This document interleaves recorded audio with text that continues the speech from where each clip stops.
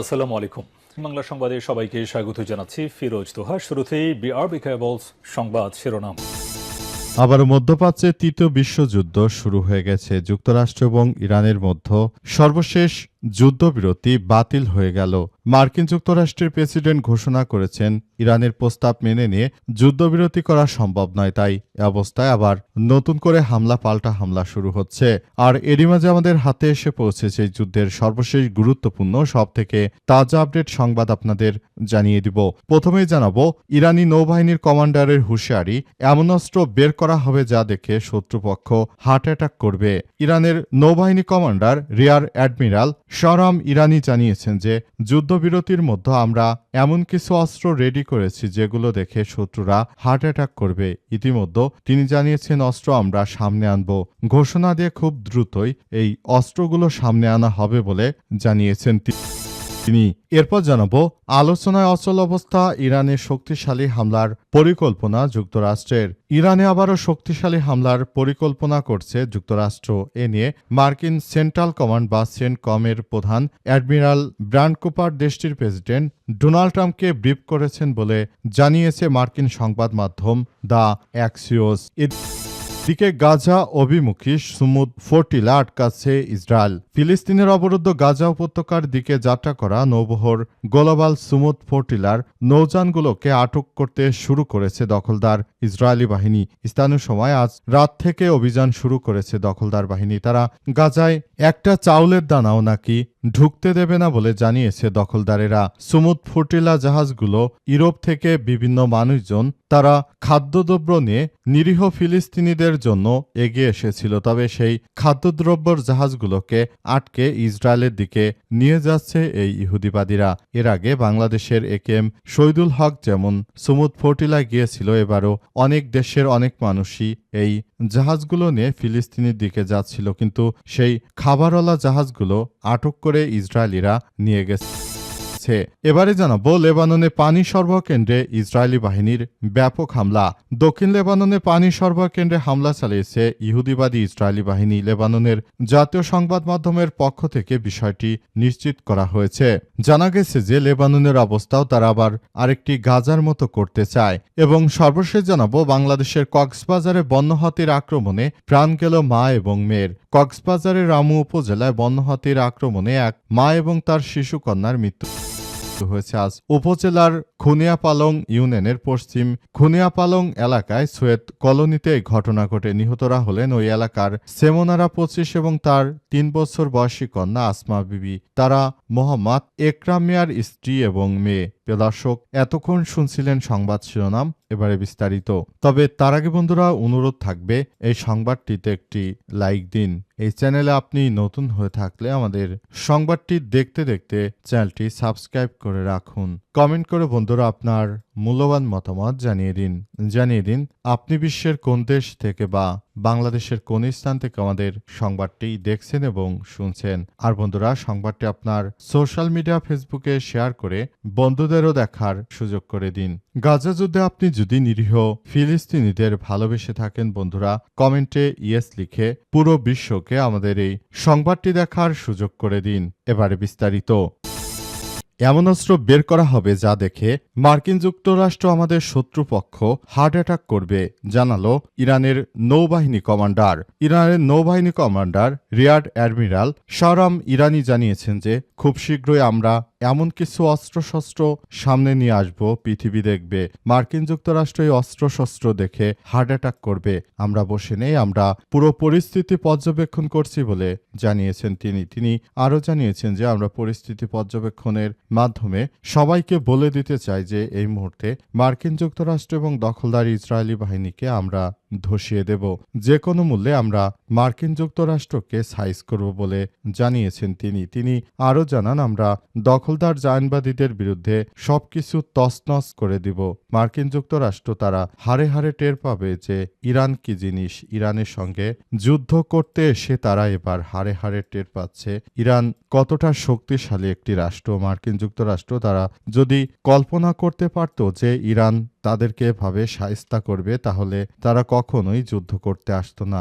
যুদ্ধ করার কিছুদিন পরে মার্কিন যুক্তরাষ্ট্রের প্রেসিডেন্ট ট্রাম্প কুখ্যাত সন্ত্রাসী ঠিক পেয়েছেন যে আসলে ইরানের সঙ্গে যুদ্ধ বাদে তিনি চরম ভুল করেছেন। মধ্যপ্রাচ্যে তাদের যে বিলিয়ন বিলিয়ন ট্রিলিয়ন ট্রিলিয়ন ডলারের আমেরিকার যে ঘাঁটিগুলো ছিল সেই ঘাঁটিগুলো একদম গুড়িয়ে দিয়েছে ইরানের ইসলামী বিপ্লবী গার্ড বাহিনীর সদস্যরা। এই মুহূর্তে মার্কিন যুক্তরাষ্ট্রের প্রেসিডেন্ট ডোনাল্ড ট্রাম্পের একার নির্দেশেই মূলত যুদ্ধবিরতি হচ্ছে। ইরানও যুদ্ধ চায় না, কিন্তু যুক্তরাষ্ট্রের প্রেসিডেন্ট যেহেতু ইরানের উপর এই যুদ্ধ চাপিয়ে দিয়েছিল তাই তিনি যুদ্ধ করেছিলেন। তবে এই পরিস্থিতির মধ্য দিয়ে পুরোপুরি দখলদার ইসরায়েলি বাহিনী এবং মার্কিন যুক্তরাষ্ট্র ফেঁসে গেছে। তাদেরকে নতুন অস্ত্র এনে মাটির সঙ্গে মিশিয়ে দেবে ইরানের ইসলামী বিপ্লবী গার্ড বাহিনীর সদস্যরা। আলোচনায় অচল অবস্থা, ইরানের শক্তিশালী হামলার পরিকল্পনা যুক্তরাষ্ট্রের।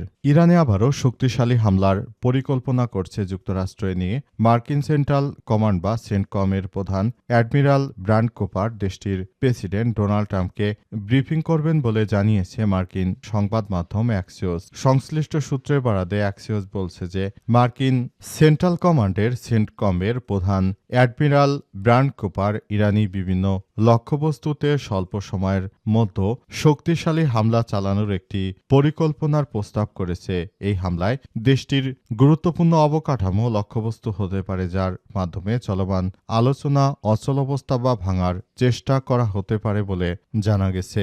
মূলত তারা পৃথিবী জুড়ে আরেকটি ধ্বংসাত্মক খেলায় মেতে উঠছে মার্কিন যুক্তরাষ্ট্র ও দখলদার ইসরায়েলি বাহিনী। তারা আবারও ইরানের উপর আক্রমণ চালিয়ে মূলত ইরান সহ সারা বিশ্বকে অচল করে দেওয়ার মতো একটি ষড়যন্ত্রের খেলায় মেতে উঠেছে অবস্থায়। এভাবে যদি সবকিছু চলতে থাকে তাহলে পুরো পৃথিবী হয়তো ভবিষ্যতে আবার একটি ভয়াবহ সংকটের দিকে চলে যেতে পারে এবং এই সংকট এতটাই ঘনীভূত হচ্ছে যে জায়নবাদীরা তারা কোনোভাবেই কল্পনা করতে পারেনি যে এই পরিস্থিতি শেষ পর্যন্ত এত জটিল আকার ধারণ করবে। মার্কিন যুক্তরাষ্ট্র শুরু থেকেই তারা ইরানের বিরুদ্ধে আক্রমণ চালিয়ে নিজেরা সবকিছু একদম নস্যাৎ করে দিয়েছে। অবস্থায় দখলদার ইসরায়েলি বাহিনী তারা যে ধরনের কার্যক্রম চালাচ্ছে এটি মেনে নেবে না ইরানের ইসলামী বিপ্লবী গার্ড বাহিনীর সদস্যরা। তাই পরিস্থিতি অত্যন্ত জটিল আকার ধারণ করার আগে এই মুহূর্তে সবাইকে এসব বিষয় নিয়ে ভাবতে হবে, তা না হলে এখান থেকেই ভবিষ্যতে তৃতীয় বিশ্বযুদ্ধ শুরু হয়ে যাবে বলে এমনটাই ধারণা করা হচ্ছে। আর যুক্তরাষ্ট্র তারা যে ধরনের মন মানসিকতা নিয়ে মাঠে নেমেছে মনে হচ্ছে না যে তারা আসলেই যুদ্ধবিরতি করবে। তারা এমনভাবে চলছে মনে হচ্ছে যে এই যুদ্ধ তারা শুধু একা নয় বরং সারা বিশ্বকেই এই যুদ্ধে টেনে এনেছে যুক্তরাষ্ট্র। গাজা অভিমুখী সুমুদ ফ্লোটিলা আটকাচ্ছে ইসরায়েল। ফিলিস্তিনের অবরোধ গাজা উপত্যকা দিকে যাত্রা করা নৌবহর গ্লোবাল সুমুদ ফ্লোটিলার নৌযানগুলোকে আটকাতে শুরু করেছে দখলদার ইসরায়েলি বাহিনী। স্থানীয় সময় আজ রাত থেকে এই অভিযান শুরু করে ইসরায়েলি বাহিনী। ইসরায়েলি সংবাদ মাধ্যম দ্য টাইমস অফ ইসরায়েলের প্রতিবেদনে বলা হয়েছে, ট্র্যাকিংয়ের তথ্য অনুযায়ী গ্লোবাল সুমুদ ফ্লোটিলায় মোট 85টি জাহাজ রয়েছে।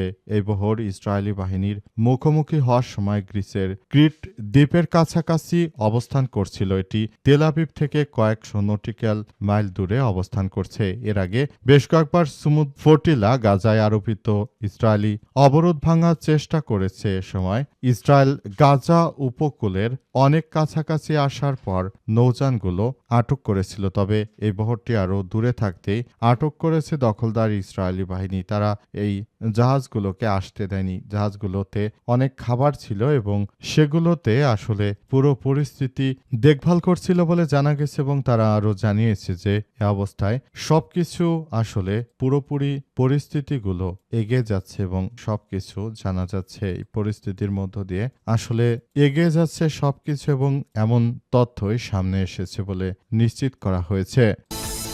লেবাননে পানি সরবরাহ কেন্দ্রে ইসরায়েলের হামলা। লেবাননের পানি সরবরাহ কেন্দ্রে ইসরায়েল হামলা চালিয়েছে। দক্ষিণ লেবাননে পানি সরবরাহ কেন্দ্রে হামলা চালিয়েছে ইসরায়েলি বাহিনী। লেবাননের জাতীয় সংবাদ সংস্থা এনএনএ-কে এক প্রতিবেদনে এই তথ্য নিশ্চিত করেছে। ইসরায়েলি বাহিনীর বাতুলে শহরে একটি পানি সরবরাহ কেন্দ্রে এই হামলা চালায় বলে জানা গেছে। যুদ্ধ শুরু হওয়ার পর থেকে পর্যন্ত লেবাননে একের পর এক আক্রমণ চালাচ্ছে দখলদার জায়নবাদীরা। তারা শুরু থেকে মূলত মুসলিমদেরকে টার্গেট করে এই হামলাগুলো হামলাগুলো চালাচ্ছে তাদের উদ্দেশ্য হচ্ছে যে ভবিষ্যতের জন্য তারা আসলে সবকিছু করতে চায় এবং তারা চায় যে এই পরিস্থিতিগুলো তারা সেভাবেই আসলে কার্যক্রমগুলো চালিয়ে যেতে চাইছে পুরো মধ্যপ্রাচ্য জুড়ে। দখলদার ইসরায়েলি বাহিনী এবং মার্কিন যুক্তরাষ্ট্র তারা যে ধরনের অন্যায় কার্যক্রম শুরু করেছে এটি আসলে কোনোভাবে গ্রহণযোগ্য হতে পারে না। তারা লেবাননকে আবার একটি গাজায় রূপান্তরিত করতে চায়। গাজায় যেভাবে নিরীহ মানুষ হত্যা করেছে তারা চায় যে লেবাননেও এমন একটি সন্ত্রাসী কর্মকাণ্ড চালিয়ে তারা লেবাননকেও দখলে নিতে চায়। এই অবস্থায় আসলে দখলদার ইসরায়েলি বাহিনী কোনোভাবেই যেন এই কার্যক্রমগুলো চালাতে না পারে সেজন্য আবার একটি ভয়াবহ সমস্যার সম্মুখীন হয়েছে বিশ্বজুড়ে। তাদেরকে এই কার্যক্রম থেকে অবশ্যই বেরিয়ে আসতে হবে। তারা নিরীহ ফিলিস্তিন ও লেবাননের মানুষদেরকে এবার হত্যাযজ্ঞে মেতে উঠেছে।